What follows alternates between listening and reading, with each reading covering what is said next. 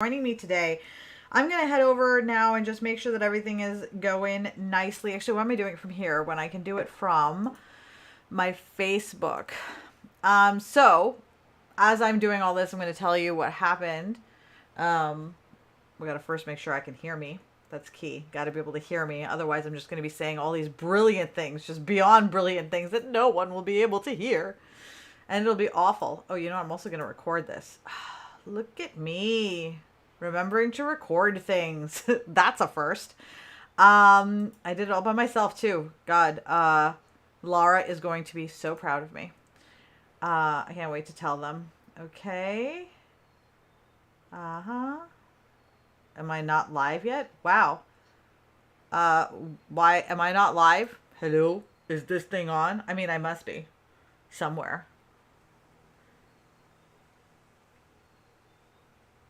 You know, they say don't ever have dead air, and here I am having dead air while I'm waiting for everything to start. Also, if there's nobody here, if I'm not, aha! There I am. It's not showing that I'm live on the top left, but I am live here. So great, fabulous. Okay. So then I'm going to tell you all about what happened this week before we jump right in, because it's going to give you an idea of the behind the scenes of my life. So when we came back from Anna Maria, hello. There we go. Just putting that on my... Have you been called uncoachable? Okay, I should really have that written up here like way bigger. Have you been called uncoachable? Ugh, I don't want to do it all in caps. That's just terrible. Okay. I started it that way and I was like, God, it almost seems like I'm assaulting people with words. Have you been called uncoachable? Then this episode is for you. Okay. Fabulous. All right. And I think we're actually also live on YouTube, which is epic. So I think we got this show on the road. Look at that. And I actually thought we were going to have some trouble with that. But look at that, the sound. Fabulous. The sound's great. All right, we've got everything going. Fabulous. I'm super happy now. I am ecstatic of the fact that this is finally for the first time. Okay. Mute. Okay. I also want to be able to see the comments. So that's where I'm going now, is for the comments. Okay. So making sure I can see comments. Eventually I'll be able to see them. All right. So hi. Hello. So we got back from Anna Maria and we got our central air installed the day after we got back.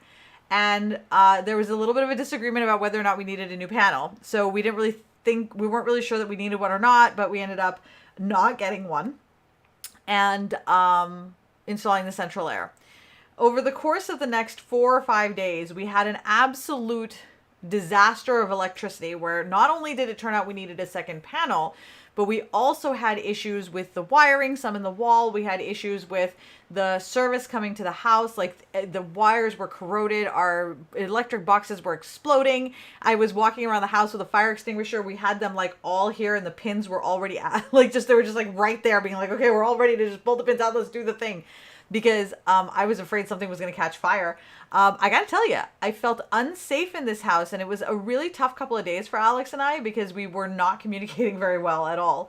And then finally on Thursday night, Andrew Crow of Crow Electric in Plymouth, who I cannot recommend enough. All right. If you're in Plymouth or if you're in the South Shore and you're looking for an electrician, Andrew Crow, oh my God, he will hook you up. So Andrew came. And his team, basically, they took care of everything. I can't even tell you. I did not know it was possible to want to, make out with an electric box. But, yeah, the second I saw that panel go in and the new service to my house, it was, yummy. So, everything's great now. But I had all these great plans for me to be doing last week of I'm going to do this for the podcast and prep that. And I had no electricity. I dropped from my highest level of self-actualization down to literally the bottom rung of Maslow's hierarchy of needs. And I was just like, oh my God, what am I going to do? It was super scary. But all over now. And the house feels better. Generally speaking, it's interesting. I told Alex, so I said, the general energy in the house, not electric energy, just this general energy of the house feels better. And a few days later, he came to me and he said, you're right. I can feel the energy of the house. It's different. And I was like, look at that. My skeptical husband, hardcore skeptic, is talking about energy. All right, I'm just going to make sure, I want to make sure that I am here. Okay, fabulous. All right, so today we're going to be talking about something that is, it's come up a number of times in my coaching calls and as part of my, the Patreon. It's come up a number of times for my clients where they have been told in the past that they are uncoachable. Maybe they've heard it. Somebody's been like, somebody's trying to explain something to them and they've been told they're uncoachable, that they're resistant. A lot of times it's that they're stubborn. They're not open to trying new things. Sometimes they feel like they're lazy. There's or they're not trying hard enough, or they're not working hard enough to understand. It's really, it's challenging, right? Because when a lot of us are used to hearing those kinds of things from our childhood, but when I was listening to this coming from my clients, it really struck me that these are very similar terms to the things, these are very similar to the things that people were saying to me when I was a child about why I wasn't doing well in school. And I thought that was a really interesting parallel. So I wanted to talk a little bit about that today because it struck me that the way that we treated neurodivergent or people who learned differently, who had mental illness or chronic illness or who had other ways of learning and different frameworks, the way that we treated them when we were younger, right? Like I talk about, oh, when I was a kid, they said you didn't apply yourself. And I talk about it as if that's a thing that is in the past. But the more I reflected, the more I realized that it's not a thing of the past. It's still in the present. But what we've done is we've changed the language that we're using. So instead of it being, well, you are not doing a good job in your business, or you're not succeeding in your business, or you're not hitting the goals that you're trying to hit, or you don't feel good about what you're doing in your business, you're not getting those things because you are uncoachable, sounds an awful lot like you would get better grades if you applied yourself. And that pissed me off. It pissed me off, and I got a real hard on for having to say something about it. And so now today's conversation is really all about that. Okay, so what we're gonna do is we're gonna dive in to today. Oh my goodness, I totally went out of the screen. I do that all the time. I just go to the wrong screen. So I want to recommend that obviously this is always more fun live because then people are on and you can talk to each other, and as you have realizations and think, oh my God, this happened to me when I was a kid, or I felt the same way, you can then share with each other. However, this is also being recorded, so you can always watch it later. Please do share this with anyone on your team, anyone in your friends, your family group who maybe this might resonate with, because I'll tell you, when we get through this conversation today, you're going to have a whole new perspective on what some people mean when they say you're uncoachable and what we can do about it. All right. So let us do this thing. Live recording. All right. Okay. Alrighty. Hello, and welcome to the Stop Shitting All Over Yourself podcast. My name is Vanessa Konecki, and I am here to help you stop feeling like shit about your business, because the truth is you can be successful in your business by running it exactly the way you want to, how you want to, when you want to, and you don't have to conform to what other people say that you need to do to have a successful business. And for most of us, we spend a lot of time feeling like shit about our businesses because we're trying to do what other people say worked for them, that for some reason we can't. You know what? I hate this beginning. We're starting this totally again. You know why? Because I didn't write the intro down. We're going to do that again. Crunk. Okay. All right. Let's try that again. Okay.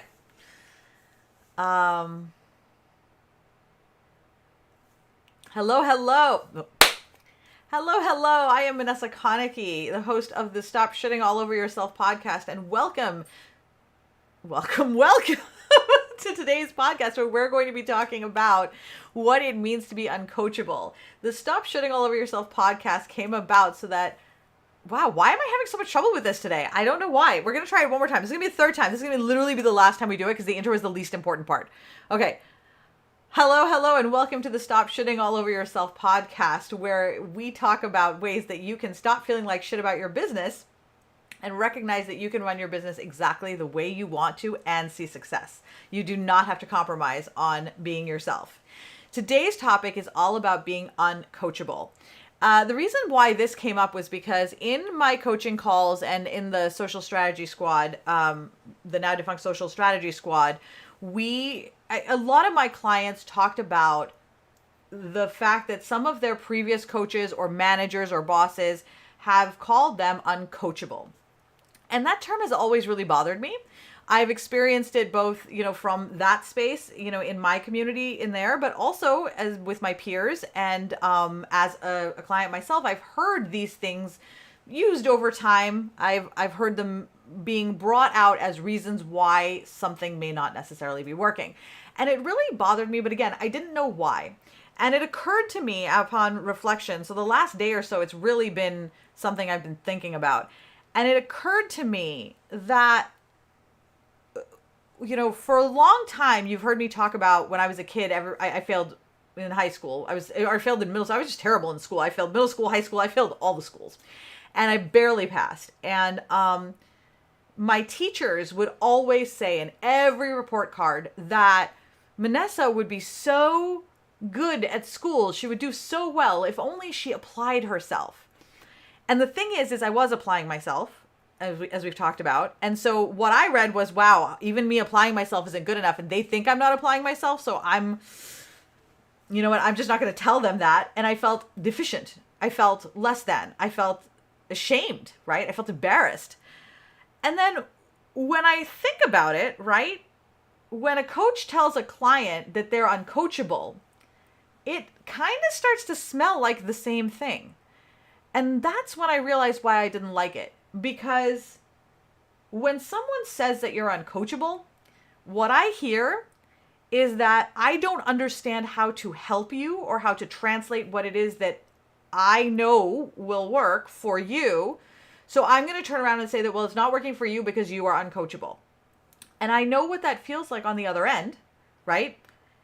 And it certainly doesn't make me want to do anything. It doesn't make me want to be like, oh yeah, I'm very powerful and capable. I can do all these things. It makes me feel like I'm doing something wrong. It makes me feel, again, ashamed, like I'm not going to be able to achieve something. And in fairness, it's also a judgment which goes against the philosophies of coaching. So I wanted to talk a little about this idea of coachability and uncoachability because I think it's important for us to break this down so that you have this information or this framework to think about if it ever comes up again, or just something to think about as you go through your own coaching when you're working with your own clients, okay? So let's start by talking about what coachability is, right? So I went online and I looked up, it's like, okay, so what are the key characteristics of someone who is coachable, all right? And what I generally found online is that you are open to learning something new. You have a level of self-awareness. You are action-oriented. You hold yourself accountable. You're willing to try new things that may be uncomfortable. And you think long-term. Okay, so those are the things that are defined as being coachable. On the flip side, you've got what is being uncoachable. All right, so being uncoachable is someone who feels like they're powerless. Everything's happening to them. They're very resistant to change or resistant in general. They always believe that they're right. They lack self-awareness and they're not willing to be vulnerable. They set unrealistic expectations and goals, and you're not willing to go outside of your comfort zone. Now, what's really interesting about this is that as I read through this and reflected more, I realized that there's a lot of behaviors that I exhibit, that my clients exhibit, and chances are then that you also exhibit, that to someone who doesn't understand where we come from, our framework, our life experience, can be misconstrued as being uncoachable. And I found that to be like super interesting. Okay. So I pulled out some very specific characteristics of uncoachability or coachability that I felt that would show up in our behavior patterns. They definitely show up in mine, and they show up for very specific reasons that look like uncoachability, but they're actually something else. Okay. So the first one is this. Okay. The first is that we think differently. 1 minute. Kira. Yes, people are allowed to be outside. We think differently. Let's try that. The first is that we think differently. So sometimes our responses can seem like we're being uncoachable, but really it's because we see that there's a fundamental issue with the approach to solving a specific problem. Okay. So if I reject your approach to solving a problem, right, then how can we agree on your technique that you're using to solve the problem, right? So let me give you an example. If you work with a coach, a social media coach, who tells you that for you to grow your business, you have to instant message 100 people a day about your product or your service, or 100 people a week, let's say, about your product or your service, okay? So that's what they say that you need to do, okay? And they say that is how you are successful. And in your mind, you're thinking to yourself, wait, that sounds awfully spammy. And I'm pretty sure that that Facebook doesn't like that kind of thing, right? And in your mind, you're thinking to yourself, I don't think these things are going to work because, now this is your gut feeling, so it's going to make you uncomfortable to do it, okay? So when the time comes for you to do it, your coach will give you homework. You'll do the homework, but you won't do that. And you'll come back the next time, and it'll look like you don't have follow through. It'll look like you are uncoachable because you're not doing the thing that they told you to do. It'll look like that you're not willing to try new things. It will manifest itself that way. But what it really is that you're disagreeing with this person's basic approach, okay? So what will happen then is that they're going to tell you that you're uncoachable. A lot of times this happens in the workplace also, especially with people who work differently. Like, for example, when I was in the workplace, I was a young manager many years ago, we were moving into a space where the next generation of workers were coming in who were on instant message at the same time as they were working. And they'd had that sort of in the background, and that was just sort of the way it was. I did the same thing. It helped me. It helped me to actually stay focused. But there were a lot of people who felt like that showed that was completely unprofessional and you couldn't do your job that way. So you absolutely could not do that. No way, no how, because it gave the wrong impression. That made them think that this other generation of workers was lazy, or they're foolish, or they do silly things at work, or they're unprofessional, right? But what it really is that these are people who understand how their minds work, and they know that they need a distraction sometimes, or they need a 15-minute downtime at the end of a 90-minute stretch. Whatever it is, they have figured this out for themselves, and it's how they work more effectively. But because the other group doesn't see that, they see it as laziness, or being uncoachable, or being unprofessional, right? So it's really important to keep in mind that if the approaches to a problem, if the approaches to solve that problem are going to be different, then we're going to be resistant to taking those actions. And then whoever it is that is managing us is going to then think that we are uncoachable, and they're going to automatically put those characteristics into play, okay? Not willing to go outside your comfort zone, okay? That's a really big one because in order to grow, you have to go outside your comfort zone, right? But if you're here watching this podcast or listening to this podcast, then you've probably never really felt like you fit in, or you've had a hard time finding your people. It's likely that you've been rejected from community groups, or you have put yourself on the outside of community groups because you have a fear of being rejected. You might have low self-esteem issues. These are all problems that I had. Like, these are all my issues. These are all the things that I talk about. These are all the things that resonate with the people who listen to me, right? And it's likely that you've had some trauma. Now, you've worked really hard to create a safe space for yourself, a place that is comfortable where you feel like you can thrive. Sometimes you don't even thrive, where you can feel like you can survive. Maybe you haven't even moved to thriving yet. But stepping out of that space is not just a matter of just doing it. You can't just step out of that space. There is a process to get from saying, I do not feel safe trying something new because I have had all these other traumas in my life, and so I'm very risk averse. I need somebody to help me on that ramp, somebody to help me with a ramp of escalating difficulty. So I'm challenging myself slowly. You don't go into a gym after you've never been to one and suddenly pick up the biggest weight and start lifting it. You'll break your arm. You start with the smallest one, and then you start to grow, smallest one that you can handle, right? The biggest one that you can handle. And then you go from there. The same thing is true when you're trying to get outside your comfort zone. But a lot of times people go from, I am a complete introvert, to post on social media all the time. And that is a lot.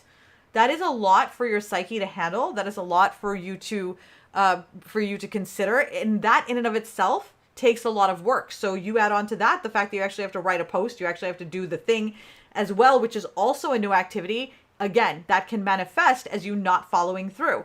It has nothing to do with the fact that you don't want to. You are coachable. You understand what you need to do. The issues have nothing to do with that. The issues have to do with the thing that is actually in that moment when you're doing the task that you are actually trying to work a muscle that you're not paying attention to right now because you think that that's all that you're doing is writing a post. Now, if you are, by the way, if you are neurodivergent, like you have ADHD, then the just do it method doesn't work anyway. So on top of that, if you're neurodivergent, you have that extra challenge that exists in there. Okay. The third one that was in the uncoachability or coachability section was that coachable people think long term. Okay. So for some of us, I'm going to be really honest, we have a hard time thinking past 20 minutes. Okay. For me, it's like, listen, I'm just planning from whatever it is I'm doing now to what I'm doing next. Somewhere I have it written down. These are the things that I need to get done, so I know what's there. But like, I cannot be expected to remember these things, from minute to minute. And most of us are also in survival mode, or we're coming from a space where we worked week to week to week. So, and that generally tends to mean paycheck to paycheck. So if you're coming from a space that you are living paycheck to paycheck or have lived paycheck to paycheck for quite some time, then that's how your entire life system is set up, because that's how you survive. That's how you keep your life going. And that's success right there if you're keeping your life going. But you want to move to a different space, right? So that's why you've hired a coach. You're trying to grow a business. Growing a business does require that you think somewhat long-term, even if it's just for a short period of time for you to set up the plan of your business and then do your day-to-day activities after that. But you have to have that long-term just to at least figure out generally what direction am I going in. You don't want to get in the car and just drive somewhere. You could end up in California when you were trying to get to New York. So you want to have a little bit of long-term, right? But the thing to keep in mind is that, again, this is a different thought process. You're going from thinking short-term, right, to thinking long-term while also trying to keep these things, but while trying to maintain both of them. That is a skill that needs to be taught. It's not something where I say to you, you need to think long-term, and then suddenly you just do it, right? Like you're like, oh, okay, this is what I want for my future. Great, you can come out, this is what I want for my future. This is what I want for my present. How do you operationalize the transition between thinking short-term and thinking long-term, right? It doesn't happen. It's not like just a flip of a switch. It's a process to think differently. But very often the direction is given to think long-term, plan for the future. You're told what to do. So you know the plan. I mean, everybody has business plans. Everybody has this list of, these are my goals. This is my vision board. Everybody has those things, right? So we know how to think long-term, right? But when it comes to the actual operationalization of what does that look like, we don't have that. And so we think long-term, but we work in the short term. So our day-to-day work is still, I'm planning for the Black Friday sale in October, right? Like right before it's happening. So that's the thing to keep in mind, is that is still short-term thinking. If you're planning for your events a week or 2 weeks beforehand, then you're still short-term thinking, even if you know what your long-term goals are. So while you have already set your long-term goals, so that's great, very coachable there. You're doing the things day-to-day short-term, that's great there. If your coach on the outside who has already figured out for themselves, oh yeah, this is how I put those things together, but they don't recognize that they need to teach that technique, which everybody needs to be taught that technique. That's not a technique you're sprung from the womb with. It's not a technique that you even learn accidentally. Like you have to sit and actually be, okay, this is how I'm going to do it. Oh, and this is going to work and this is not going to work. So it's not one of those things where there's something wrong with you if you haven't just figured it out on your own. I'm sure that there's some people who have, but I don't know any of them. Okay. And then the last one is lack of action. Okay. So the lack of action, everything that we've already talked about so far related to these things is what ends up in the lack of action. Okay. So now if you're a coach, okay, and you don't understand all of these things, then to you, that person looks uncoachable. Okay. And this is also important. I'm going to say something that is going to probably upset some people. It's okay. But it is so important to recognize that people will also default to stereotypes. Okay. There have been countless studies that already prove this, that people, even if they do not believe in a stereotype up here, default sometimes to stereotypes in here without recognizing it. And this is why it's really important to be aware of that. Okay.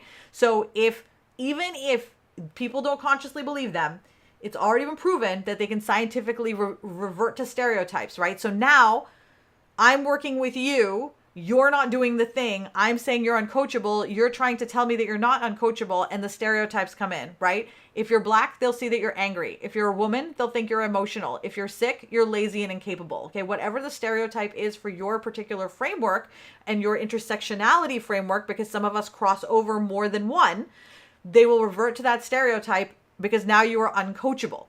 Okay, something to consider is this. All right, because I don't want this to sound like whoever it is that said this is a terrible human being. Anyone can call themselves a coach. And most of the time, coaches are people who are trying to help. They want to make life better for everybody. They've learned something and they want to share it, and they want to help you get there. These are like really great people with your best interests at heart. However, to call yourself a coach, you don't need to be certified. You can just jump out there and say, I'll coach you. Now, I was trained in leadership by the Partnership Inc. in Massachusetts. It is a brilliant program designed to help people of color build leadership skills.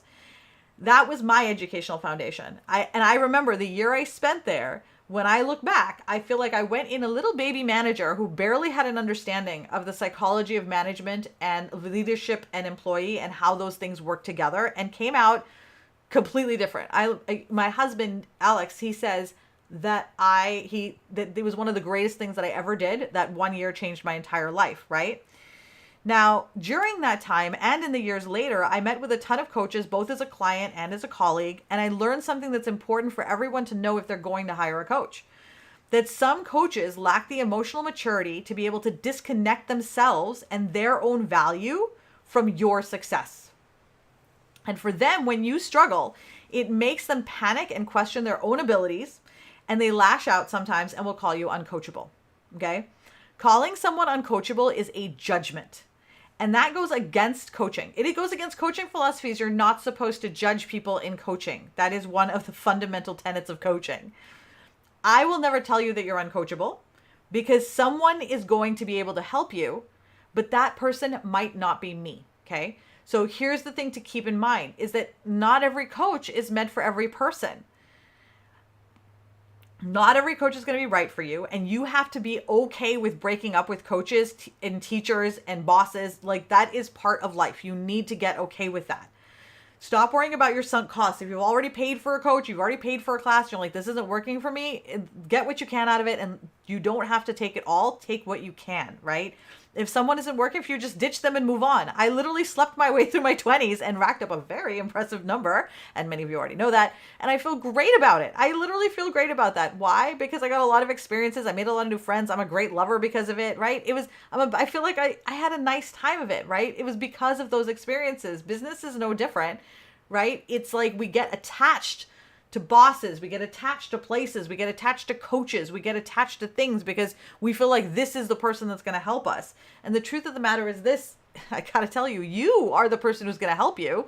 The coaches are just facilitators. That's all we do. We facilitate your success. It's all you. You already have all the magic. You have the knowledge, you have the skills. You may need some amplified, you may need some refined, but for the most part, I'll tell you, by the time someone comes to me, they usually have what they need, and what they're doubting is themselves. I went through that when I did my coaching as well, by the way. I found coaches. I was like, you're not working, I'm ditching you, I'm keeping you, I'm ditching you, because ultimately I'm building a team for my success, right? This is my story. I'm building a team for my success. You are writing your story, so build a team for your success. If you hurt a coach's feelings because you tell them that you don't want to work with them, that's okay, because the truth is that their feelings shouldn't be hurt. Because I will tell you, I would be delighted if you came to me and told, oh my God, are you kidding me? There's someone at the door? Okay, that's awkward. Okay, well, Alex isn't here. This is ridiculous. Okay, so give me a sec. This is so ridiculous. Sorry.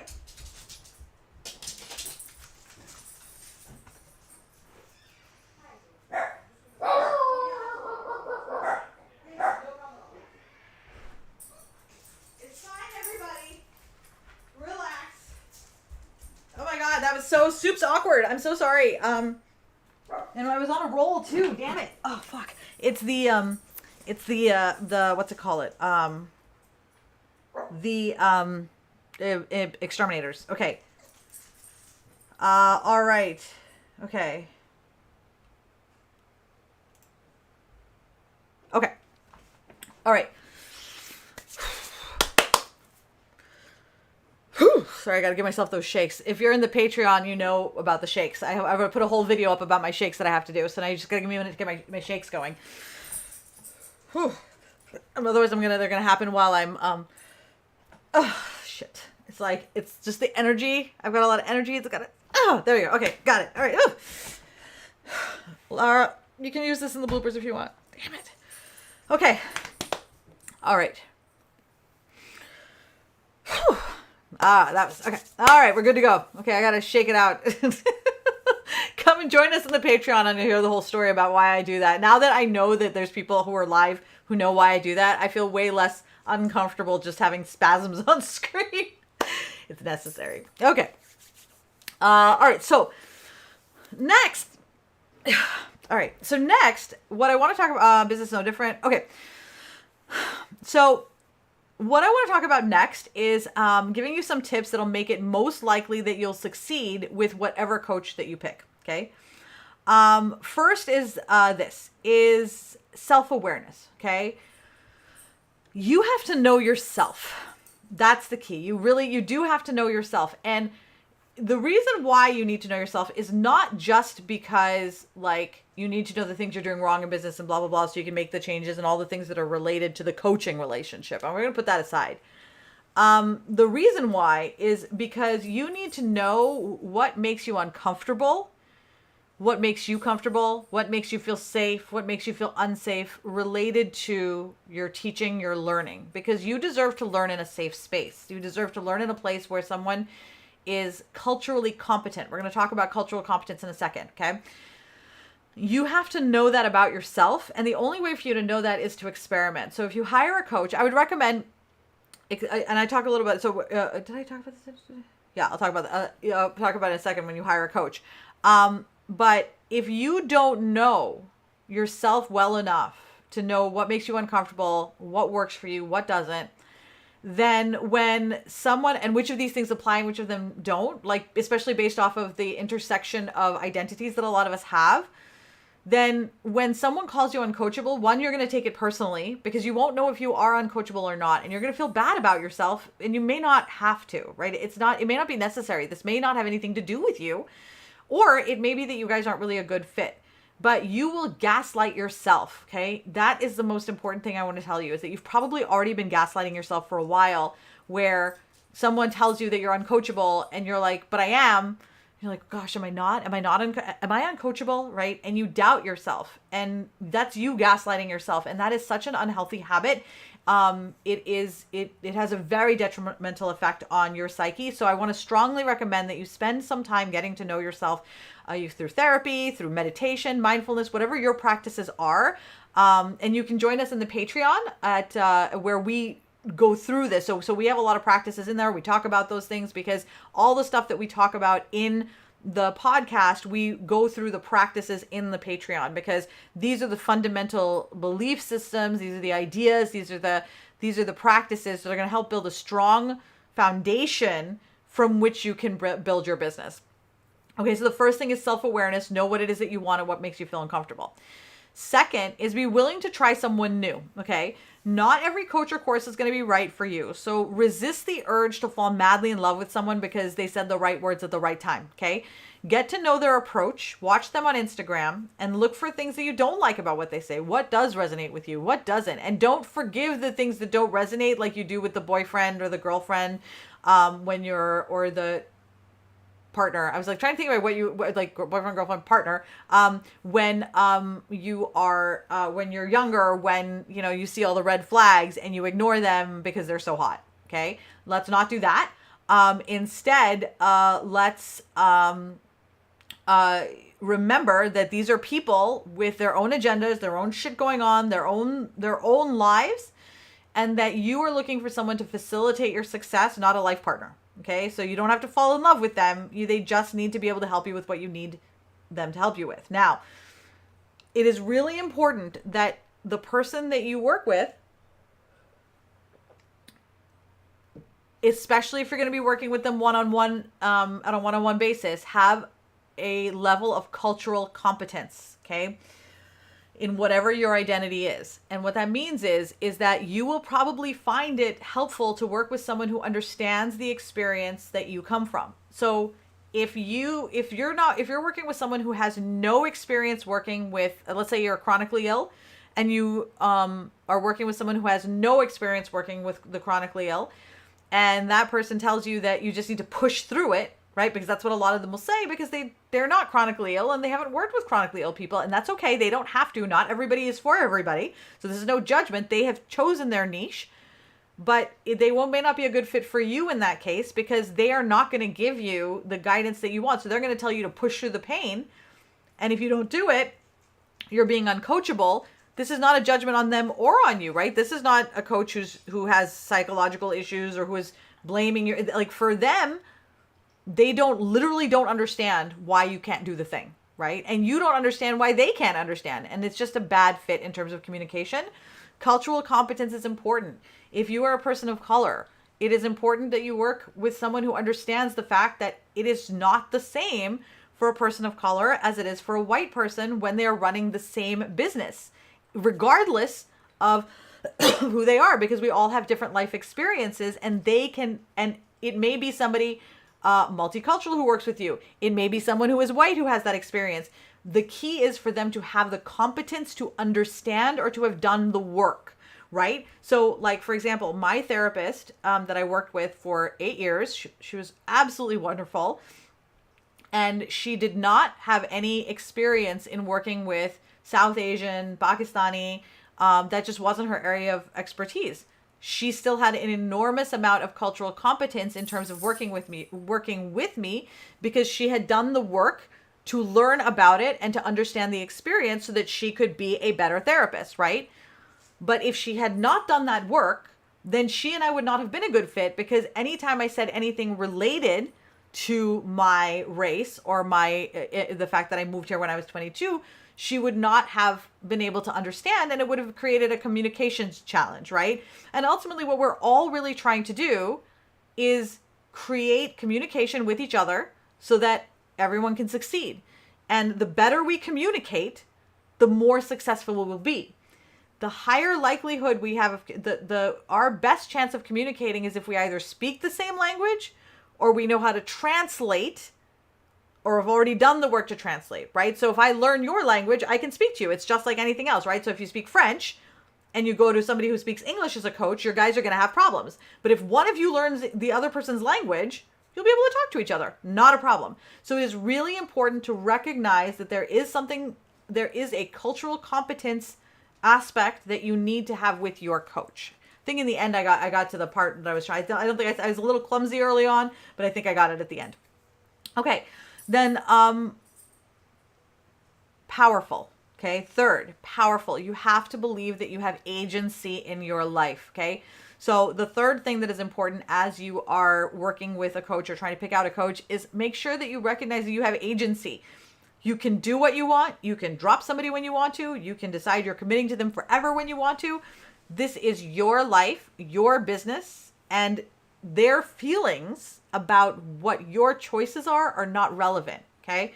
So a lot of times we worry that they'll feel bad, or they'll think that we're not coachable, or they'll think that we're not good enough, or whatever it is that we're worried that someone else will think. We all have those thoughts. They're all unique to us. But we all have them, right?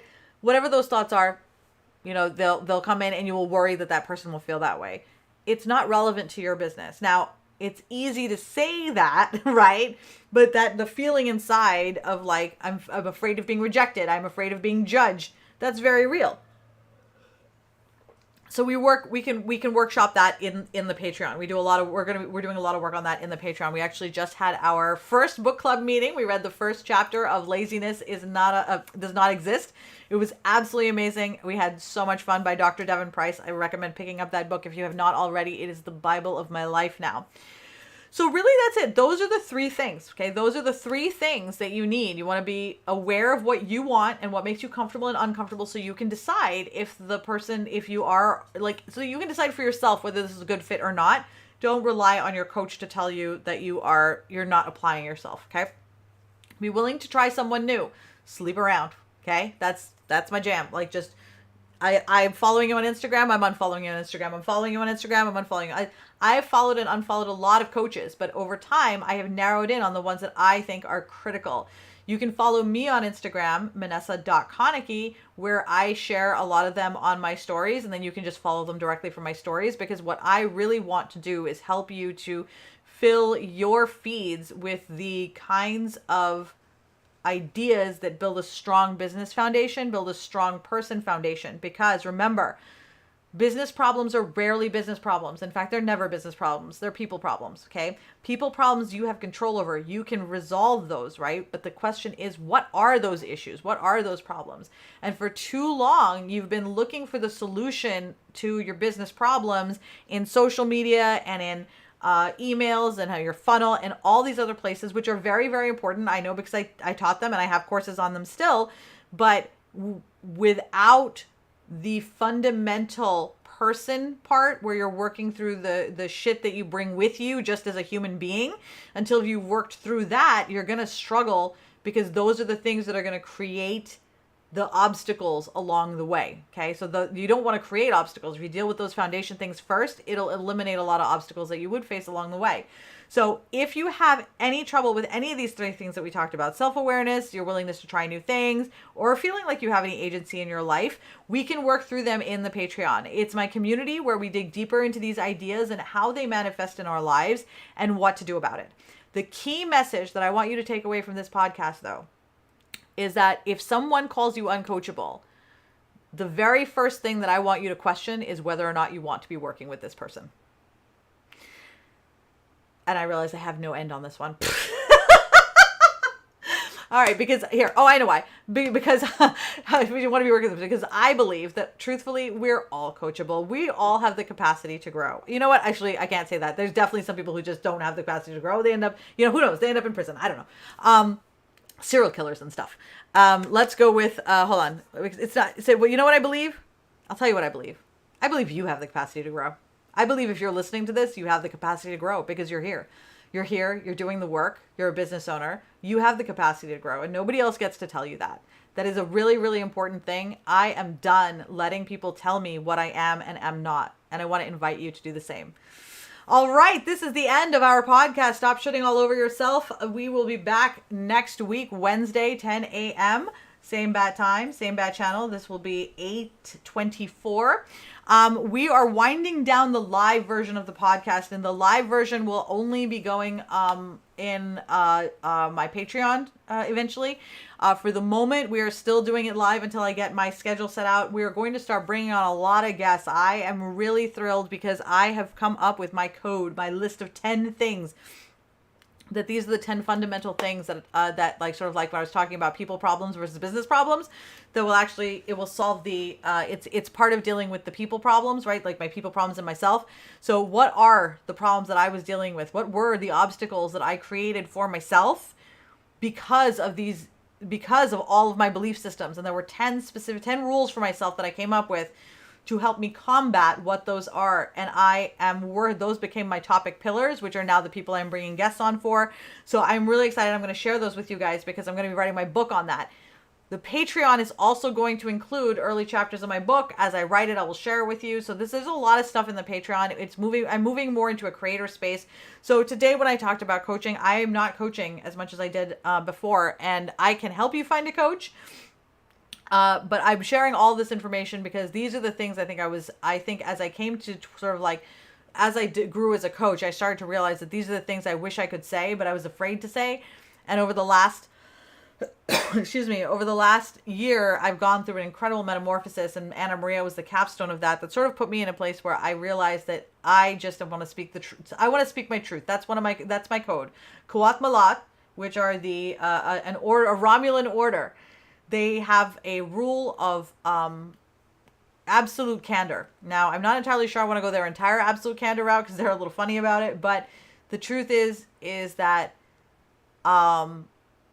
we all feel better when we just say what's on our mind. Okay, we all feel better when we just say what's on our mind. And what's on my mind has been that it's real shit to call people uncoachable. That's been on my mind. Okay. So let's see. Okay. So what is gaslighting? Okay. So somebody asked what gaslighting is. So what gaslighting is when someone denies your experience. So you know how, like, I want to actually give you a proper definition, like an exact one, because it's super important. Okay. Okay. So the definition is to manipulate someone by psychological means into questioning their own sanity. Okay. So basically, if you know how, like, if I say, hey, are you okay? I'm fine. Right. So I know you're not fine. And I can tell you're mad at me. Right. But I just told you that I'm not. Or like, people who make you question your own past. So like, for example, let's say someone, let's say someone yells at you, screams at you, treats you like shit. And then the next day says, I don't know what you're talking about. You were acting crazy. You were acting insane. I wasn't acting crazy. You were acting crazy. And then you start to question yourself and think to yourself, well, was it me? Oh my God. I was the one who did it. I realized as I was trying to pull examples out that all the examples that I wanted to pull out were really painful for me. And so I was like, oh, I don't necessarily want to talk. So one is, okay, so here's some examples, okay? Insist that you said or did things that you know you didn't do. Deny or scoff at your recollection of events. Call you too sensitive or crazy when you express your needs or concerns. Oh my God, yeah. Express doubts to others about your feelings, behavior, and state of mind. Twisting or retelling events to shift blame to you. That's super painful to even read. So gaslighting is abuse. It is unequivocal abuse. It is often used by narcissists as a method of control. One of the things that I discovered over my life is that I spent a lot of time gaslighting myself, which is basically just denying my own experience and saying, oh, this didn't happen to you. This didn't happen to you. This wasn't so bad. That's another one, is people who will deny your trauma. So like, let's say, you were traumatized by something and someone's like, it wasn't that bad. Oh, it's not that bad. It's not that bad. It's fine. It's fine. And they just diminish your pain. That is also gaslighting. And we do it to ourselves by denying how we feel. So if you doubt, if you're like, oh, am I uncoachable? Oh, no, you're not oh, you are so uncoachable. Or no, that didn't happen when you were younger, right? Those kinds of things. I'm not explaining it super well, to be perfectly honest, because I wasn't expecting the question. I'm really bad at explaining these things. But hopefully that gives you a sort of an idea of what it is. It feels like shit. And you'll never feel good afterwards. And chances are, if you've ever had an abusive person in your life, you know exactly what it feels like because you've experienced it. Yes. So, okay. So, there's a comment, I think, who said this? Hold on, about this is really a really great comment here. I want to come back. I want to talk about it. Dee Dee. Okay, so Dee Dee, you mentioned that you've been there with paycheck to paycheck. It's especially with poorer communities. It's about survival. Okay, so I want to come back to that because think about that, right? So let's say you're from a poorer community, like your family, like you literally pulled yourself up from the bootstraps. So like you are moving beyond where your parents were at, right? And it was a tough childhood, right? So now your experience, you're at the intersection of a lot of identities then at that point, right? Because there's poverty, there's education, there's a lot of different spaces where that comes from, right? But now you've done what you're supposed to do, right? America, land of opportunity. I've done what you're supposed to do, and you've pulled yourself up by the bootstraps, okay? So now you have to go from thinking of having the poverty space, right? Which is you have to conserve, like there's an entire, and I've been in that space. I don't know who has and who hasn't, but I've been in that space where you're literally counting pennies and you really forget thinking, you're week to week, you're thinking day to day, looking at your bank balance every single day and counting the pennies, right? It's really hard to say to a person at that moment to be like, listen, you need to be thinking long term. And that person's just like, listen, I just need to fucking eat today. Okay, I'll think long term later. Because you have to have your basic needs met. That is Maslow's hierarchy of needs, okay? So let's say that now you've moved past that space. So now you've done what you're supposed to do. But now they're like, think long term, okay? But the problem is that you literally have been in survival mode and they're telling you to come into almost like luxurious mode. Okay. And you're like, wait, where is the I'm stable and comfortable mode? And then where is the I'm stable, comfortable with a little bit extra mode? Like not money wise, but just in terms of the mode in my brain, right? So that, okay, this is the activities that I can do that moves the long term to the short term and breaking down the long term goals into day-to-day habits. But the truth is many, many, many people know what needs to be done. That's what most coaches do. Almost all coaches that you will meet will teach you what needs to be done. A subset of those coaches have the skill set to recognize the mechanistics and the operationalization behind it so that it goes from being a thing that you do on a paper to being a thing that becomes your life, right? Because that's really what you're trying to do. You're trying to take what you wrote on the paper and make that your practice life. It's like almost like you write a script, right? You're writing a script and then that's the movie, right? And so you've written the script, you've planned it out. How do I bring it so that I'm actually living this life that I have written the script for? And many, many people don't know how to go from that space because that is an operationalization activity and it's a different skill. Many can, many can't. And what happens, I think, to a lot of coaches is as they grow and develop, they build into those things. And I've noticed myself that coaches have their own developmental thing, right? Because I started the same way where I was teaching the how. And when I realized how few people teach the operationalization of it, that's why I sort of have my courses out there and you can just buy them now if you want to. But like, I'm really going to teach you the operationalization because this activity is what makes all the other money that you spent worthwhile, right? Because if you don't know how to operationalize the $3,000 course you bought from somebody, then you've got a $3,000 course that you're never going to apply anywhere. And you sit there and you're like, God, I really need to finish that course, which how many of you have done that? I've done that, right? But if you understand how to operationalize it in your life, then now that course suddenly makes sense. And you're like, okay, now I can go back and apply those things that I learned before it didn't make sense because it was do this, and then somehow it's supposed to be real. I don't understand how those two things connect. I never did. And I wasn't until I literally stopped and was like, wait a minute, it feels like we're missing something, right? That's where that came from for me.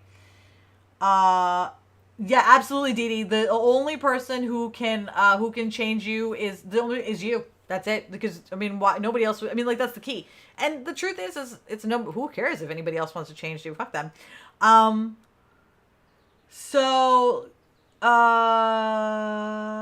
Okay. There's something else you said. You said that it's harder for you to set long-term goals. So, Dee Dee, I also struggle with setting long-term goals. So, let me tell you what my long-term goal is for right now. Okay. So, my long-term goal, in terms of, like, my esoteric goal that I'm working with is to, by the end of the year, have the podcast up and running the way, like with us in a streamlined way. Okay. So I want that by the end of the year. That's my long-term goal. I'm not going further than that. In the meantime, in the back of my brain, I know that I want to be on stages in the South Shore. I know that I really want to get into the South Shore community. These are all like really important to me. Okay. So like, I have day-to-day practices that I put into place for that already, right? So like, I want to be on stages. So I'm like, okay, I don't want to deal with that right now. Like there's so much stuff that needs to be done for that. So what I'm going to do then is I'm just going to do local stuff here for now. And I'm going to work with my PR person on my messaging and just these little things. And I'm not going to worry about the stages or the podcast or any of that stuff. I'll deal with that later. For right now, this is all I'm doing. And then once I finish that aspect of it, then I'll come back to the part where I'm now, I totally lost my train of thought there. Then I'll come back to it. Okay. Alrighty. Diddy, I love you. I love. Alrighty. So, guys, all right, so we got everybody. Okay, so this has been fabulous. I really hope that you found this particular podcast allows you to release a lot of the tension that maybe that you had from before related to your own, how you show up as a student, okay? How you show up as a student. Remember that in the end, this is your business and your life, and you deserve to have joy in your life and run your business. Feeling like shit is not a price for being a business owner. You can be a business owner and also feel great. The key is the underlying approach to business, which I think has gotten very unhealthy and out of hand in terms of just the way that it's being taught right now. It concerns me the way that a lot of people are teaching about business. I feel like it leads you to burnout. It leads you to feeling like shit, like you're less than. I don't think it reinforces a very healthy lifestyle to work the way some people suggest. And so I read the book, Laziness Does Not Exist. That's our book club, the book we're reading in the book club in the Patreon right now. We just got through chapter 1. I read it to you, so you don't have to read it. We just come and we'll read it. And the goal for this work is not to like, we're going to get this far every day. It's really just to make sure that every week we have a little bit of time where we're working through some of these ideas so that it's not something that we feel like we have to like put so much intense effort into. It can be something pleasurable that at the same time is really good for us, instead of attaching good results only to things that are intense short bursts of learning. And I don't want to work that way ever again. I don't want that to be my life ever again. It almost killed me. And both physically, emotionally, it did more damage than I could possibly ever share. I want to help others not have to live through that and find their success, find their joy without having to sacrifice so much. More than you already have, actually. I mean, you've already sacrificed a lot, but I want to help you sacrifice less as you go forward. All right. Alrighty, guys, you are amazing. Thank you so much for joining me today. I will see you next week.